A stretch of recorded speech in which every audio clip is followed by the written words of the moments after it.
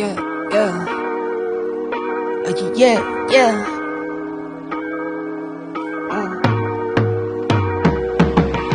Never not, never under y'all, never ever, I'm forever on. Check my repertoire, check my repertoire, don't check me now. Let's just checks involved. I've been feeling like I'm next to God, next to God, next to God. Never not, never under y'all, never ever, I'm forever on. Check my repertoire, don't check me now. Let's just checks involved. I've been feeling like I'm next to God, next to God, next to God. Never fall, never ever fall, never ever stone a rolling stone till I'm in rolling stone. Yo, what's up with Tap me for at this point. Why? Hey, don't start it. Hey, y'all know how we start the show, man, with the real love in basketball. Hey, look, sorry for the delay. Hey, but look, the main thing is we here, man. You know what I mean? You done plucking? I'm sitting here. I have 1,000 people hitting me saying, "Are y'all getting on?" Hey, man, tell them be patient, man. Listen, how he gonna run everybody late and then gonna tap me under the darn table talking about let's go. I'm like, let's go. Come on. You Hey, be man, patient. You got me sitting over look. here being patient. Shit. Hey, yo. Hey, what up? Welcome to the Real Love and Basketball Show. I am your host, Daryl Tao, with my lovely co-host. Oh, you're not. We're going to fight. That's fine. Because you already know you're going to Leah lose. Tao, you know what I mean? Hey, look, we're excited about today, man. Hey, we're excited about today. Got one of my favorite guys, man, looked up to in the basketball world, but now it's a pleasure to know him as a great guy, great human being, someone who's walking in purpose, man, and a phenomenal dude, man. And, you know, I'm excited for him to pop on the show today, man. But before we get to it, a little current events. What you got for today? I'm excited because this weekend we had another episode of the Real Love and Basketball Taped where we centered on the only, 8 of us, 8 black female head public school, high school coaches in our area. And we live in a really big area. So for us, to just have so many female coaches coaching this game on the girl side, and then black at that, and in lieu of Black History Month, it was just a dope experience to be able to get all of us in one room and have some really, really good conversation. Yeah, so I'm excited about that dropping in a couple of days, right? Yeah. Is that gonna be on time? Stop flipping. Hey, look, don't act like I ain't wearing 20 hats and doing it and making it look easy. And now. for every female and watching, making it look easy. For every female watching, don't none of us give you a care at all, because we do this on a regular basis. Welcome to our world. That's why that was funny. You sent me the picture with the lady cooking, got the baby. She over there lifting weights. She over there on the computer. Exactly. Hey, man, that's what you signed up for, man. Hey, but you listen, that show, it's going to be a hit, man. It is. I was looking at it before you even said it was going to be a part 2. I was like, nah, indeed, got to be a part 2. And then you said it. Yeah, it's definitely going to be a part 2 with the private schools, because I think in the private school realm, I think for a female black head coach, I think it might be 3 in our area. Yeah, it's time. It just shows light on what's going on, and you know how basketball's changing, especially on the female side. How just sports is changing in general. We got our first female NFL ref. We got our first female head coaches over in the NBA, and not head coaches, but coaching in the NBA and time. Coaching in is it football as well. So yeah, us women are taking over. So everybody watch your backs. It's about time. Y'all ain't taking over. Us men just getting smart. Know what I mean? Y'all working for it, but we. You see I'm giving y'all kudos. You see how that easy that was? That's what he thinks. Okay, you're right. You're absolutely and we wising up, man. You can't build on empire. You can't build anything without a woman. You're right. I mean, that's just what it is. You know what I mean? Think of the most successful men out there. They got somebody by their side uplifting them. You know what I'm saying? You know, that's the thing, man. Uplifting, doing the behind the scenes, supporting, nourishing. All that, man. It's good. Yep. The other thing, man, shout out to Hayfield High School, man. Our guy, Carlos, over there doing his thing. Why? Just make the rest of us feel bad. Hey, Carlos, put me on staff, yo. Let me be one of the first females over there. For real. Yeah. Hey, look, I like being ahead. They working hard, man. They getting after it. So I'm excited. They gonna win a state championship this year. I can see that. Yeah. We going to the game? Absolutely. I can see that. Absolutely. Speaking of, I need my card back while you at it, but I just thought about that. All right, listen, without further ado, we ain't gonna hold y'all up. Y'all know that's why all y'all on here anyway. Y'all just blowing up my little phone because y'all know Mr. Anderson on the podcast today. Y'all ain't gonna tune in when it just be me and Daryl. We gotta have little special people on here. So whatever. Like, hey, check out this roll. One of the best pure point guards in the NBA, Kenny Anderson. I say he's the best guard that I've seen as a high school performer. None of them dominated the way Kenny did. The second pick in the NBA draft, the New Jersey Nets select Kenny Anderson from Georgia Tech. A lot of people consider him the best point guard ever come out of New York City. His game was so much more advanced than most people. He could score and he could shoot.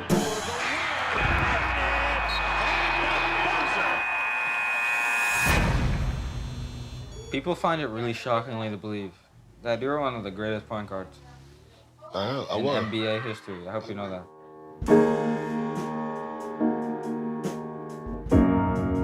I was at a dysfunctional home, drug addicts, alcoholics, abusive. He had multiple women that he was building relationships with.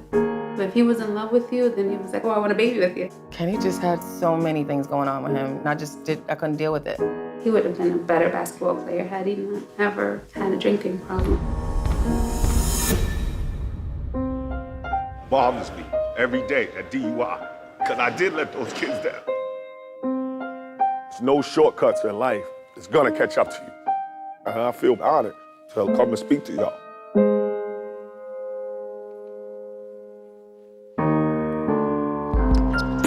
I think the measurement of a person is when things don't go right, how you act. It's difficult trying to figure out what it is to be selfless when you've been selfish your whole life. Basketball is easy, life is hard. Say cheese!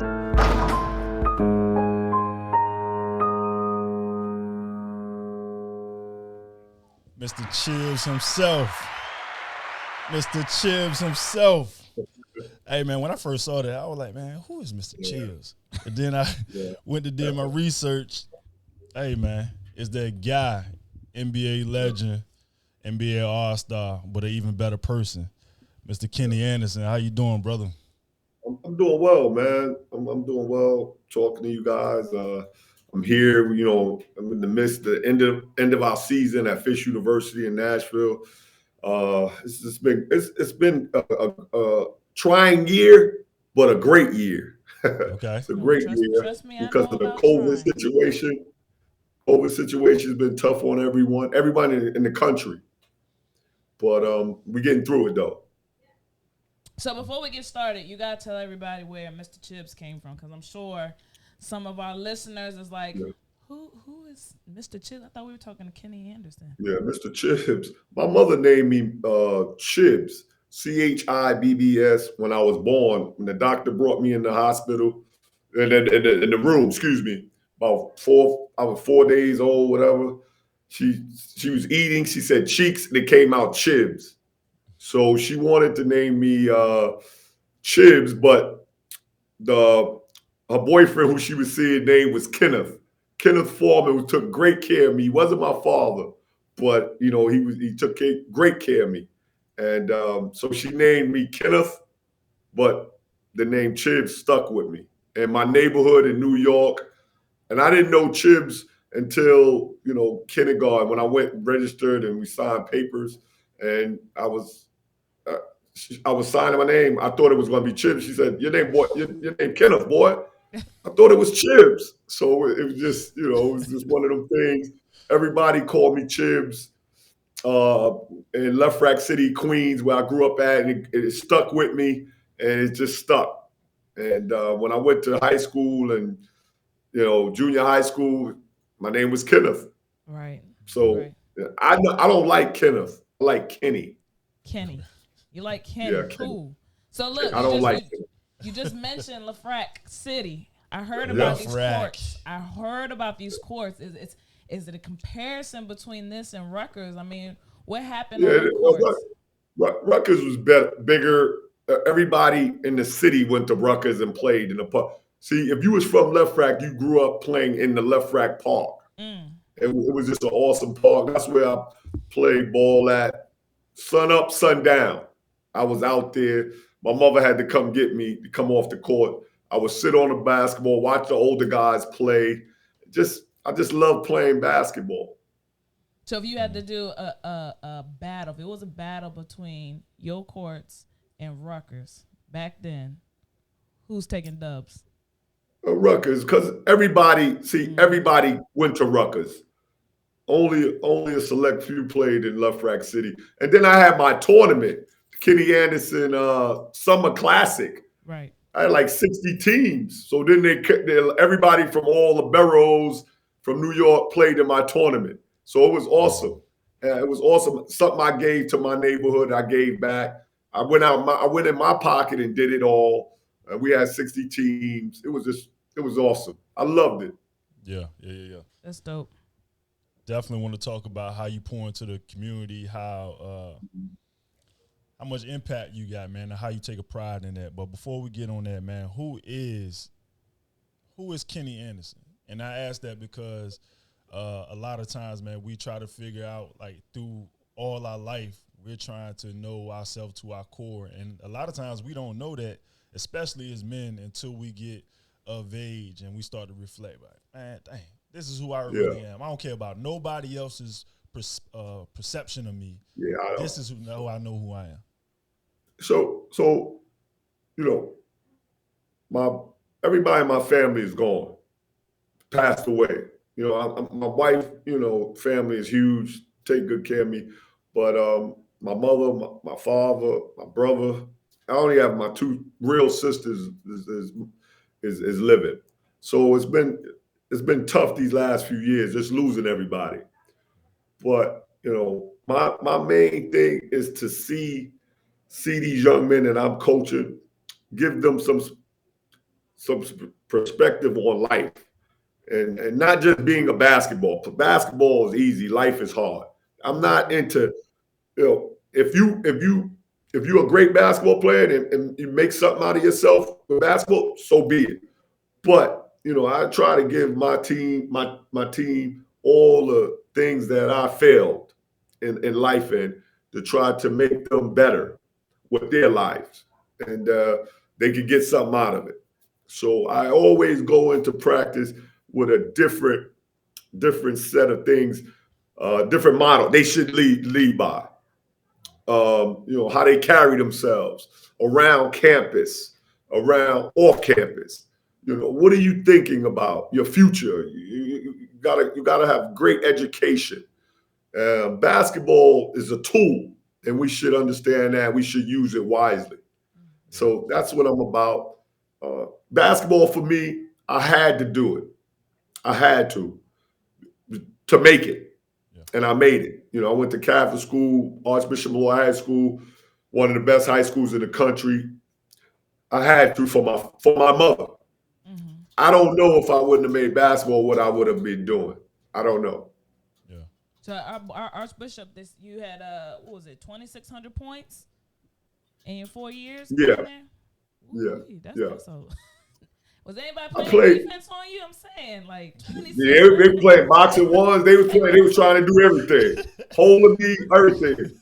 But I was giving it to them. I was giving it to them. So I was giving it to them. With that mentality, right? So there's so many different things that we can just dissect from your life, from the personal to the athletic side. But let's start with just basics, because we got a lot of young kids who are watching this, right? So to be an elite athlete, scoring 2,600 points at the level that you did high school wise. This is just high school we're talking about first. Yes. Like, how did you even prepare to get to that point in life? Because us as coaches, as old players, as trainers, with this new generation of kids, they're just different. You know what I mean? They they see you and they're like, oh yeah, I can do that. And then you get them out here and it's like, come on, you got to do more work than that. So tell these kids, how did you prepare to get to the level that you did just at the high school life, just high school? I got to give a lot of credit basically to my mentor, Vincent Smith, who's Kenny Smith's older brother. He mentored all of us and he took care of me and everything. But we had a ritual schedule. So Monday through Friday, I went to high school. I went to Archbishop Catholic School, Archbishop Lloyd High School. So 7 in the morning to 9 at night for 4 years. That's what I did. I studied in the library, and then I got in the gym. I woke up and did the same thing. And on the weekends, we had games. That was it. That was my fun time. But I was consistent. I was consistent in what I did because I wanted to make it. And I worked out. I ate the right foods. I did everything so I wouldn't mess up. Right. So and then I watched a lot of guys fail. And I would ask Vincent, my mentor, why he failed. And he would tell me. And I tried and I did. Whatever they did, I didn't do. Those people that failed, I wanted to be better than them. Right. And I was in high school because of guys that came before me, their mishaps, what they did. And nowadays, I just think kids, it's just so many things they could get into and do. And that's a problem. See, when I was growing up, it was just I saw one thing. That was basketball to get my mother out of the ghetto. And that's all I saw. I wanted to do well in school, play ball. All that other stuff I have later in life, I'll get that. And that's what I was blessed. I was blessed. I played high school basketball, college basketball, pro. I did it all in basketball. You can't tell me nothing about basketball. I did it all. Right. Do you think them kids that you're coaching right now, we talk about it a lot of times in our organization, or, people who have done it at a high level who are now coaching and mentoring now, these kids, they don't understand, like, they just think you saying, yo, you did work. But no, I really did work. Do them kids understand the level of that you played at and the knowledge that you have in the game, or is just like, oh, this coach? No, they're getting it. Yeah, they're getting it. Their fathers and mothers know me, but they don't. So I just gotta, I gotta preach. I gotta do the right things, and they help me doing the right things. And I gotta change a little bit because the era I came in now is 2021. It's different. So I have to understand that. I gotta trim it down a little bit, right. And it's rough to do that. But with these kids nowadays, you have to. But I love my guys. We're just working hard, and I got it. And one of the reasons I got into coaching is because my high school coach Jack Karen, rest in peace, passed. That's why, because of him. I want to be like him in coaching. In this game, so part of the reason, like, I feel many of us have been successful is because we have a why. Right, we had a very specific why to why we played this game. Right, for you, it was you needed to get your mom and yourself about where your situation was. Right. So, and for us, similar different things that carried us through the game of basketball as well. But like you said, I think it was the surroundings that you had that helped to keep you focused.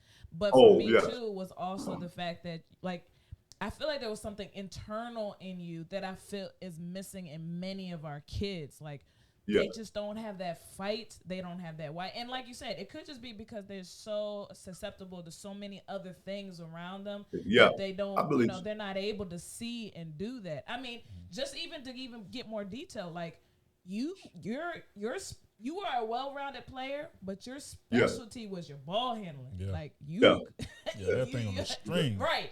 So like with that, so there's a couple of things. When you were playing, were you very specific? So for me, I like to be, if somebody were to recruit me, what is the one thing that you know for a fact you're going to bring to the team? Was that your mentality going into it, number one? But then two, sticking to your why. Like, it's very easy to be able to just run with the wind at the moment. My why. The social.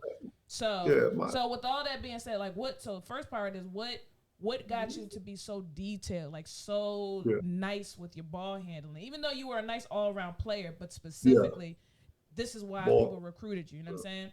What got you to that? Were you a very niche, or did you were like, I just want to be the best player overall? I really didn't understand it.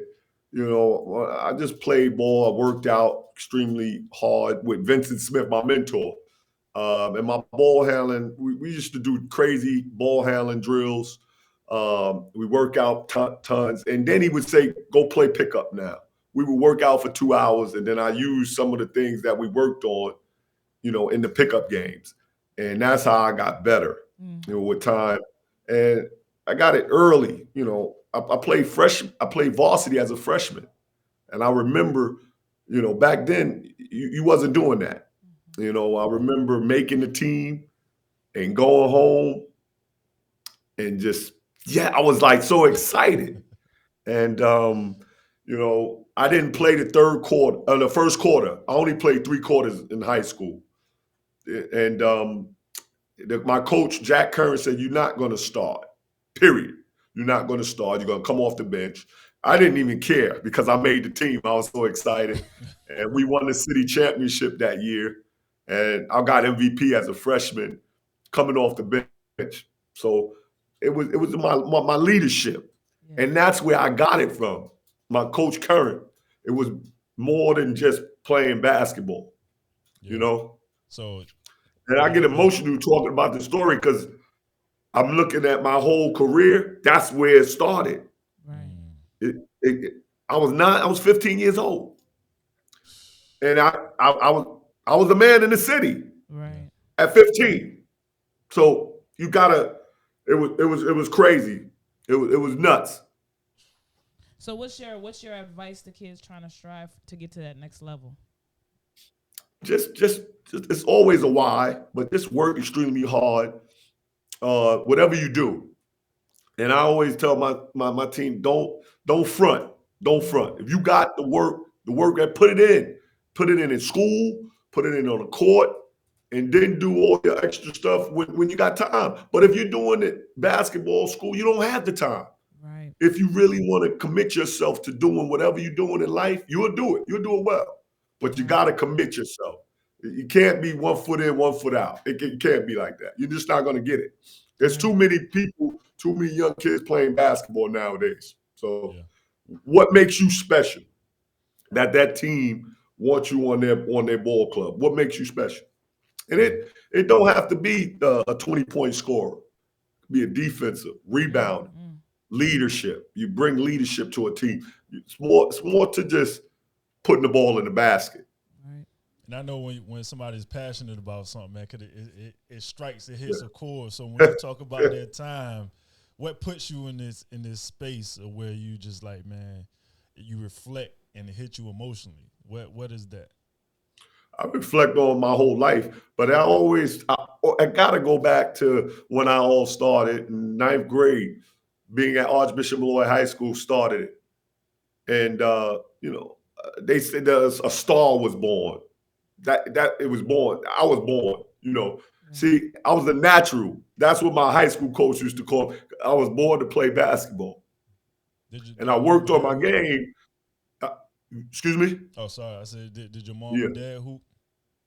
Did they ball? No, my uncle, he passed away many years ago. But that's what my mother used to, said I played like my uncle, and I never seen him play basketball. But I was left-handed, so that was special.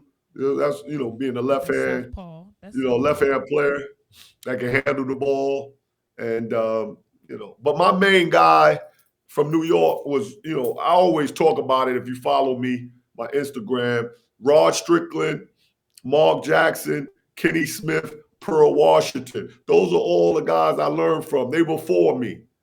And I love watching them play. And not only do I love watching them play, they're good people.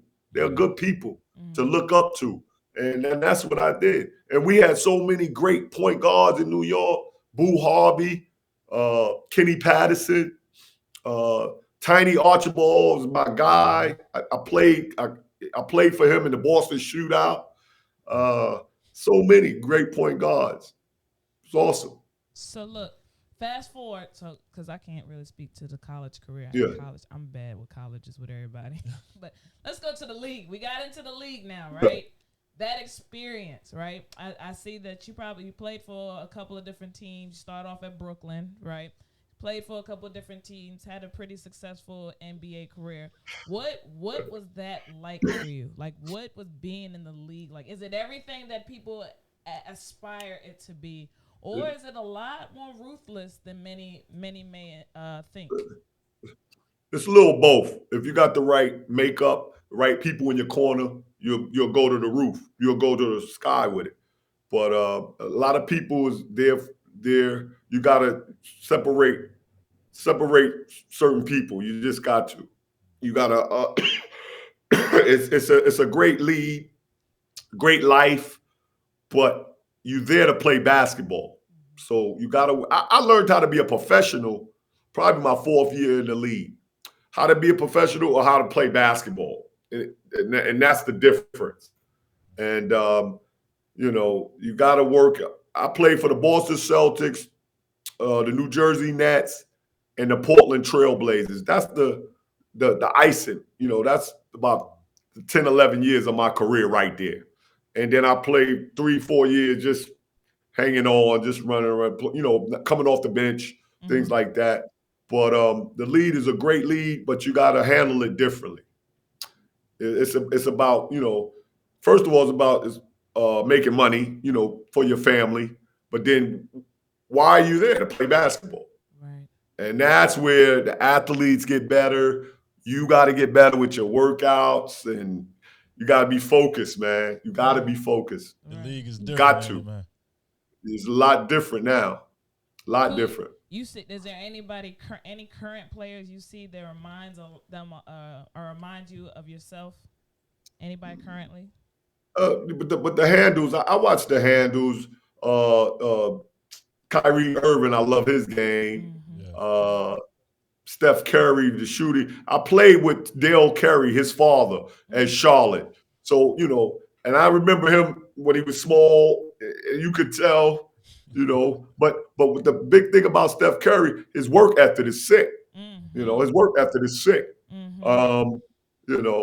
Chris Paul, work ethic is sick. Yeah. These are all, you just look at all the great players in the league and you can tell they work ethic. That's what they're about. Right. They're about basketball first. All that other stuff is secondary. Right. So these what you got to do. You got to work out on your game, work out on your body, watch what you eat, and be a player. And they're players, man. They're great players. So it's safe to say work ethic is the element necessary to be successful in this game.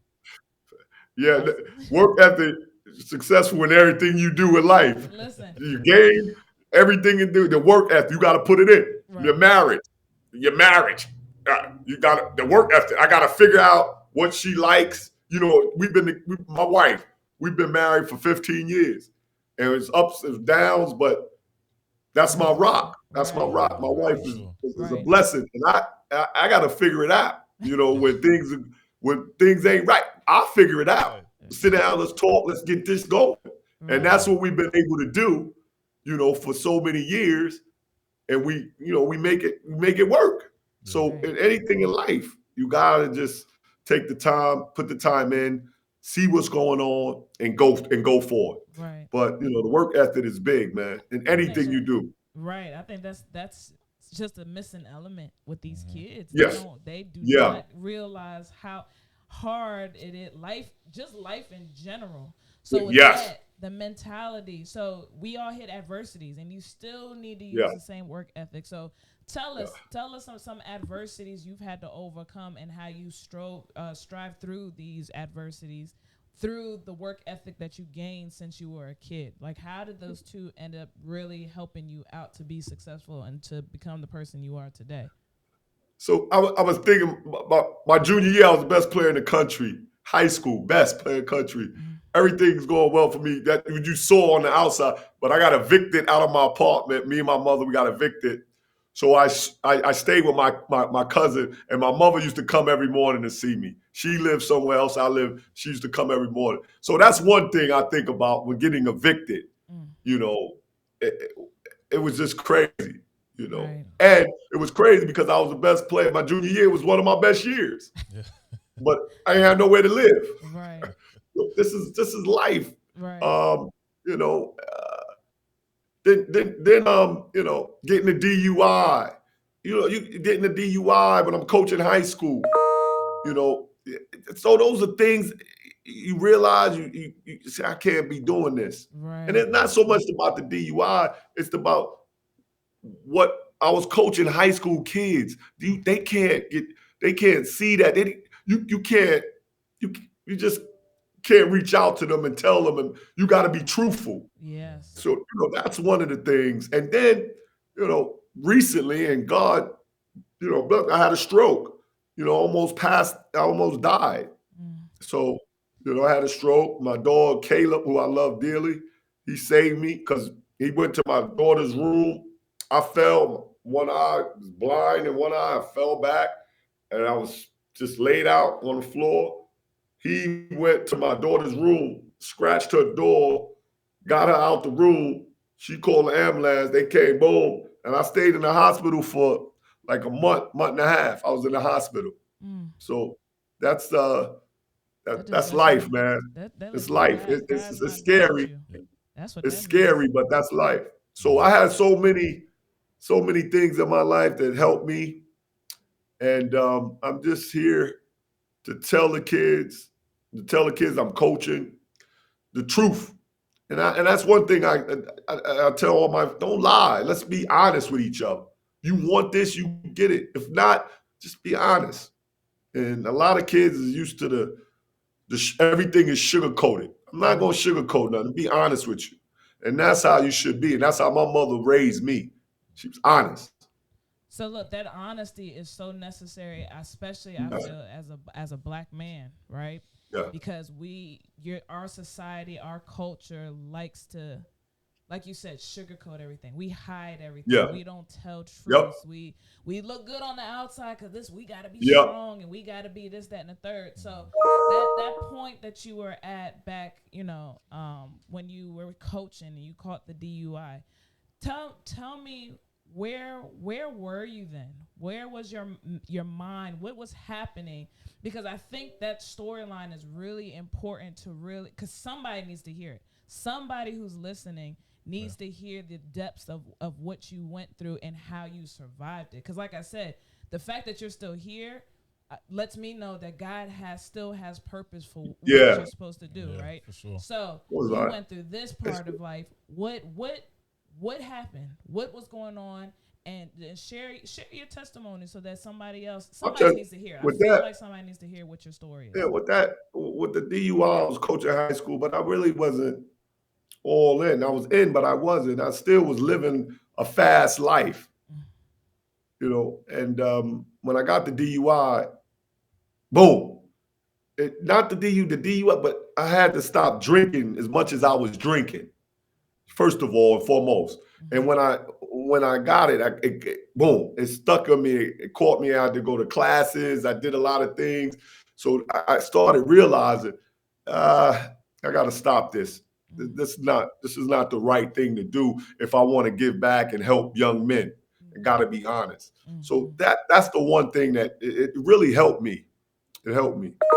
Because if I wouldn't have got it, I don't know. I still would have been out there doing whatever, and I can't lie. I got to tell the truth about what everything. I can't lie. You know what I'm saying? I've been so truthful with myself throughout my life that it just brings other things up. You get in trouble. You lie. So I'm always telling the truth. And that's always. Where that's where the work start though. Like if you don't have these adversities, if you don't have these things that you go through, you wouldn't have to work. Like I listened to one interview, you said, like now this basketball is easy. Some of the things came to you as an athlete.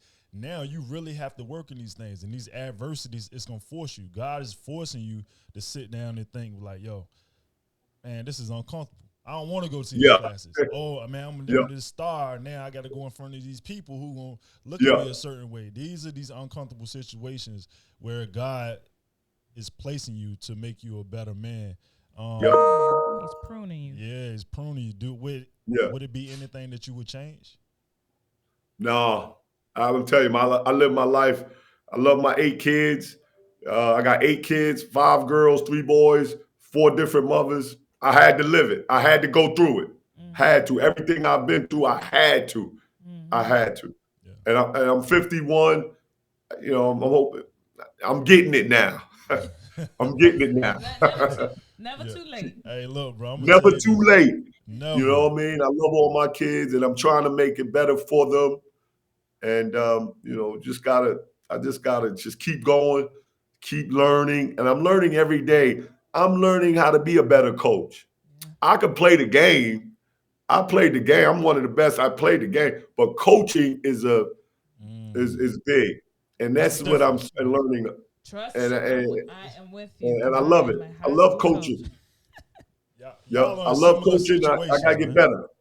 I gotta get better. So look, okay, so you come from winning background, as I do as well, right?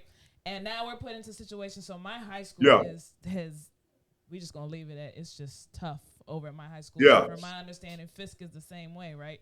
Yeah, right now this year, yeah. Right. So with that, how do you, as a coach, knowing your background, knowing you know how to win, but now you got to teach that winning to these young men? Like, what is your motivation, and like, how do you, like, where do you even start? Because for us, like for me and you, we could just go out to the court. We'd be like, yo, I'm strapping up. It is what it is. I'm going out here. We getting it done, right? That's just our mind. We just gonna go. Whereas these kids is like, you gotta start here. We gotta encourage. We might have to stroke a little bit. You know what I mean? Like it's a little bit of toddling. Like, what do you do? What do you do in your situation? How do you plan? What I'm doing now is just encouragement and being positive. Always be positive, encouragement, and keep working. Tell the guys what they need to work on every day. And I tell them a lot of my stories, some of my negative stories. You know, before practice, we meet up in the huddle. We talk about certain things. We talk about the game we lost. How could we get better? How could I get better? You gotta just, you know, we're getting there. You know, I'm coaching a lot of young guys now. My first 2 years, we had seniors, juniors, so it's a lot different now. It's a lot more coaching, and that's a great thing for me because I have to learn, and I'm learning more about coaching. I talk to my college coach, Coach Bobby Crimmins, like once a month, and he tells me things, you know, and it helps me. It helps me. But you got to encourage. I encourage my guys a lot. I just want to be like a father figure. I got to be a father figure to try to, you know, push them. And when they're wrong, they're wrong. I say, hey, you're wrong. This is, you're not playing well. You're not playing well. Get in the gym. Watch video. Watch tape. See what's going on. Because right now, you're not playing well, and I need you to play. Right. I need you. So you got to get with it. How important do you find coming into coaching? How necessary is it that we have the mentors that are able to reach out? So like me jumping into the high school realm coaching, right? Yeah. Or the AAU realm. Once I got in, it was a new perspective because now I'm not a player anymore. Now I got to see it from the adult eyes. How important do you feel like as we step into these new roles that we should have surroundings and mentors that are just willing to just come out and just support us instead of us always having to reinvent the wheel? Because I feel like we as a culture, we do that a lot. Instead of supporting each other, we always got to reinvent because there's nobody out here who just says, hey, I've been there, done that. Let me just help you from the beginning. You know what I mean? Oh, freeze. Well, you know, you got to, on your own first, but you have some mentors that's going to help you, you know, that's the main thing. And that's what I try to do. You got to take what you like from each of your coaches. You can't just, I'm going to take, no, you got to be different and unique. And, you know, you got to teach the game the way you know how to teach the game, you know. But the main thing is the young men that you're coaching, young women that you're coaching, are they able to get the job done as far as on the court? Can they play? And if they can't play, you got to let them know. You got a lot of coaches like lying to kids. I'm telling you. Tell it straight. I'm telling you, they like lying. You can't lie. You do something else because you ain't getting it from me right now. you want to work out playing, but you can't do it. You got to practice, get better before you can come in and play on this team. But until then, you're very smart academically. You know, you can get a good job, graduate. We got to be honest with these young men and young women. We're not. There's a lot of bullshit going on. And Look, you can't. You got to be honest. What do you do to those kids? What do you say to those kids who you know that's in the gym all the time, right? They're in the gym all the time. But when they get into the game, they just cannot execute. What do you say to that player? I don't say nothing. Hey, keep working, man, and keep it moving. You know what I'm saying? You gotta, and that's another thing. You gotta know when to speak or when not to speak. Yeah. Just work to myself. Hey, he's working hard. Right. But he's not going to get it on the court for me. He's just not going to get it. Yeah. So you got to be careful of what you say to these young men. And that's another thing. You got to be careful what you say, how you say it, right? And leave it at that. Because you don't want, your parent to call the AD, the president, or he's doing this, he's saying this. Then you got, so that's where I got to be careful of saying anything. Right. So I just be like, oh, okay. Yeah. But kids got to know the truth about their talent level. Yeah. And the mothers and the fathers are not saying it. Right. They're not going to tell them. You know. By that being said, and I think about this often, if I had an opportunity, because I train, but I'm like, if I had an opportunity to coach in the league, I don't think I can do it or want to do it, man, because it's like WWF right now. You know what I mean? I know, you got ties to the association, but I'm just saying, like, in terms of they don't go hard as I would like. So it would be hard for me to be like, I understand it's a business. I understand these are grown men. But at the end of the day, basketball is basketball, dog. It's a certain integrity and certain effort that you got to put into it. Yeah, I love watching the games. I'll watch it, but I'm never going to. And I say this, you're never supposed to say never, but I'll never coach it. I want to coach these young men in college, getting them, into, if they want to play pro, they play pro, but just teaching, just giving back. Yeah. And you can't give back in the league. These guys are all rich, a lot of money being thrown at them. They got it. So some of them guys, they want to win championships. That's great. But tell me, how are they good listeners? Are they good listeners, or are they going to do their own thing? Yeah. And it's tough, man. Some of the organizations, the coaches, if you're not one of the top coaches in the league, it's rough on you. Right. It's rough. Did you get a chance to watch J.R. Smith on I Am Athlete? You see that clip that's going on? No, I didn't. Oh, man, you got to check it out, man. But he was just talking about, to me, it's like elite mindset, elite thinking. And when you get to that level, man, you got all these guys who have money. And I'm talking about our culture and the black culture. We got all this money, and he was talking about how they got to go to the LA Fitness to work out. He was like, man, you got DeMar DeRozan over there. You got Westbrook over here, 120. Why don't we put our money together and get our own spot to build something to create that wealth in our culture? Like that was an interesting. That's interesting, but you got all now the agents get in their heads. They separate us. Yeah. Instead of doing it together, you got people that separate, and that's different, man. And I don't get it, but I understand it. Yeah. Right. Do you plan on staying? How long do you plan on coaching? I want to coach forever if I can. I want to coach forever.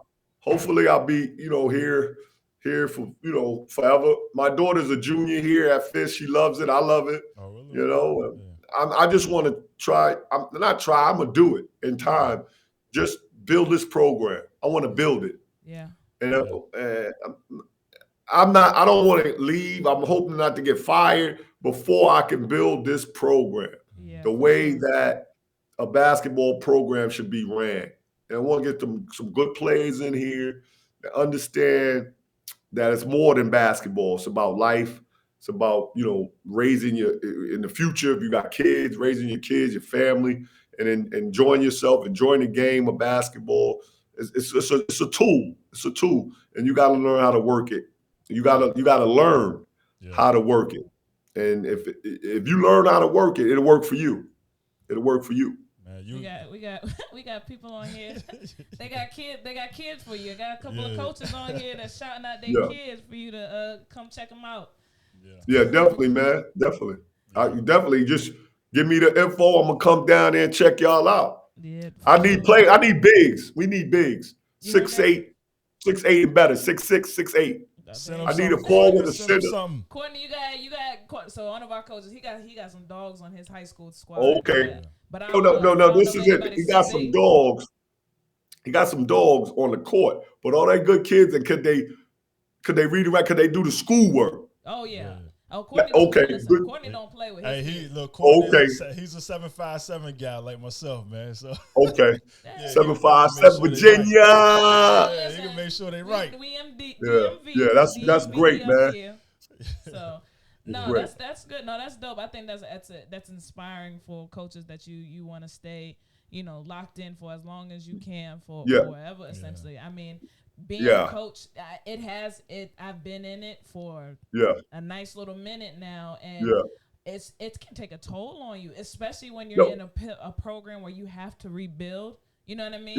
That is generation that's just different. You know what I'm saying? Like I said, different. They're different. So you trying to rebuild a program with kids that ain't built like we are, like that can mentally take a toll on us. You know what I'm saying? So. Kudos. Well, once you get it built, you don't have it's like it just works itself out. That's true. That is true. So it might take 2-3 years. Right. But once you got it, it works itself out. And that's what we got to do. He said 2-3 years. She going on 5, bro. Listen, you ain't been to this. Then I don't know about that one. You 5. I'm hoping my 5th year. We be balling by then. Listen. I got about another year or 2. And if I feel that. You gotta make your decision. You gotta make your decision. I love what you say, man. Every time I hear you talk about the kid, you say, yo, we're not there yet. Yeah. We're not there yet. We gonna be there. We working, we digging, we building. And that's elite thinking, man. Like the mindset of that is of greatness. A lot of people would be like, man, shoot. Nah, we ain't there or bash the kids or whatever. We like, nah. No, I'm not bashing them. We gonna keep working. We ain't there yet, but we gonna get. What you trying because to say? But you at the 5. That's different. Like you said, when you get to a point, you got to reevaluate. Especially you got to reevaluate. That's a great word. Yeah. That's when you get the 5th year, I'm gonna have to reevaluate because I'm not doing something right. No. If it's 5 years, if we're not getting it together, I'm not doing something right. So I have to reevaluate myself as a coach. Yes. As a coach. Yes. It's not the kids. I gotta build a program, and I gotta make those guys work. But basketball, and I gotta have some talented players. Yes, period. Period. That's the part. That is the part right there. You gotta have something. You gotta have one spade. And I'm glad you said that because I think a lot of people don't understand that. No. A lot of people hold these coaches. Well, of course, it's always a peanut gallery who none of them ever coached and played. Comment, right? But I think that's a perspective a lot of people don't know. Like, I don't care how good you are as a coach. If you don't have the player or players, it is going to be very hard to be successful. You know what I'm saying? Like, I don't care what you say. Mm-hmm. So, and just for the record, that's where I'm at. But that is, I think that is, it's, Carol Lawson said it big. Like, she was like, all these great coaches out here, they're great, but they're great because they have great players. You know exactly. And I think that's, I mean, it's truth. You can't, it's you good. Can't do nothing.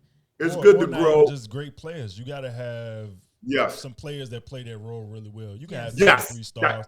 And that's where the coach come in. That's where the coach come in. Yeah. You got to build it right. You got to build your foundation right. And that's what I'm in the process of doing. You know, you got to have great players. Like for instance, when I was at Georgia Tech, you know, I was the one. I had a great 2-guard, Brian Oliver. Dennis Scott was a shooter. Us 3, we lead the weapon 3. They knew we was going to shoot. Dennis and Brown was going to shoot all the balls. But then we had Malcolm Mack, who rebound. Great forward. Johnny McNeil, another forward. They knew you got to put the team in that knows what's going on with your team. Right. And we had Carl Brown that comes in. He played very good defense on the other players, star players. You got to get a team, man, that understand their roles. Right. Roles are very important. Absolutely. And that's what you got to do. You got to just get a role. And then it works itself out. Players know. And that's what they did, for Georgia Tech. Lethal Weapon 3, we was rolling. Yeah, That's what it is. I see some teams, man, I'd be like, yo, they going to get all these stars. I'm like, yo, that's a train wreck already. Yeah, that's a train wreck. As soon as they sign this kid or whatever, that's a train wreck, man. But I see them teams, I'm like, oh, yeah, that's it. You know what I mean? Like, they playing together. The chemistry is right. They know who the star. They know this person going to do this. That's the championship team. And that's all the way through life, too, though. Like, business, entrepreneurship, having the right people who don't have egos, and everybody just playing their part. You're going to win every single time, man. Right. Yeah. There's so much sand in the sandbox, right? And if you either going to be territorial, the ones that are territorial are the ones that's not going to thrive. But if you learn how to share knowledge and connect with the right people and grow and build together, like that, everybody's going to win. Everybody's going to be successful. But look, this is the thing, though, and we talking about life. In basketball, that's the starter. Like, when you win it and you come from a culture like that in basketball, like we're talking about right now, you understand connecting to somebody who has that same mindset or know how to go get a rebound. And you know what I'm saying? Like, you just know it because you're used to it. But if you was a selfish player, if you was a player all about yourself, when you get in life, you're going to be selfish. Yeah. You're going to be selfish. You ain't going to know how to act. That's you don't know that. Selfish players don't know how to see the common goal. Absolutely. Yeah. We all trying to win. Like, everybody trying to win. You do your part, I do my part. We gonna get to the end line. Yep. But if it's just about me, you won't quit. You right. You won't get frustrated. You won't talk about everybody. You talk about everybody. That's a bad sign too. Right. When you always talking about the team, the coach. Because coach don't know what he doing because why you ain't playing. You know what I'm saying? That's it. You know what I'm saying?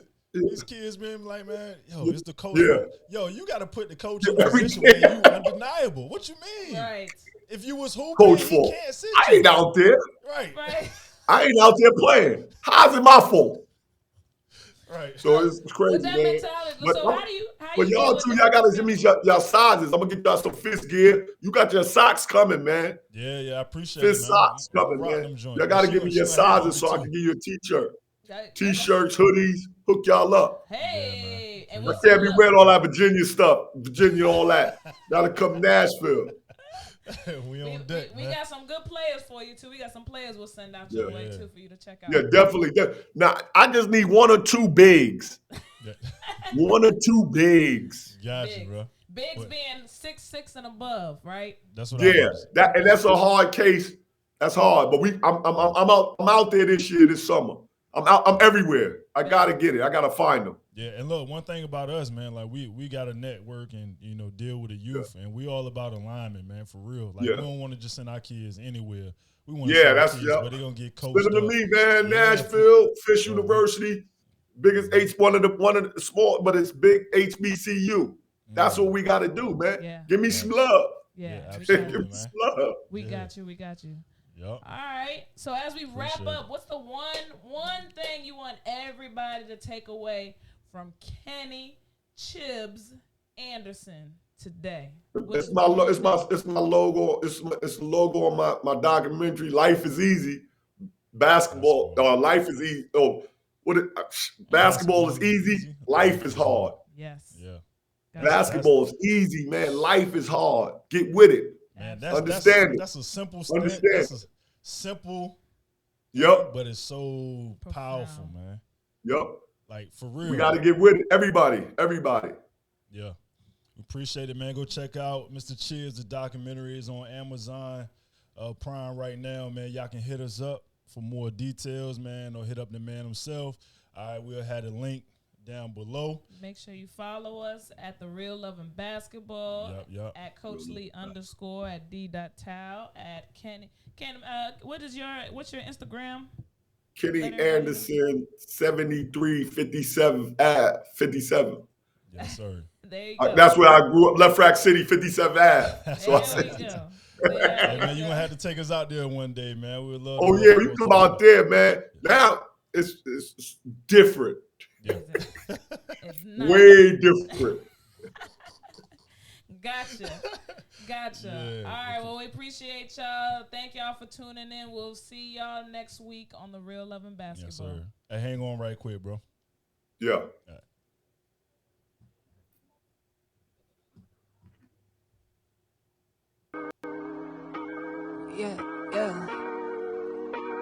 Yeah.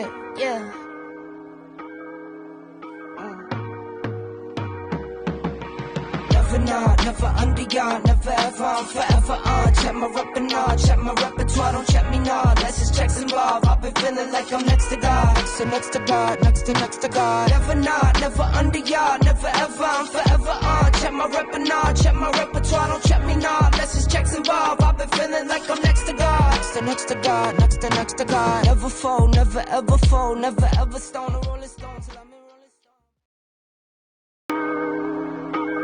Yeah.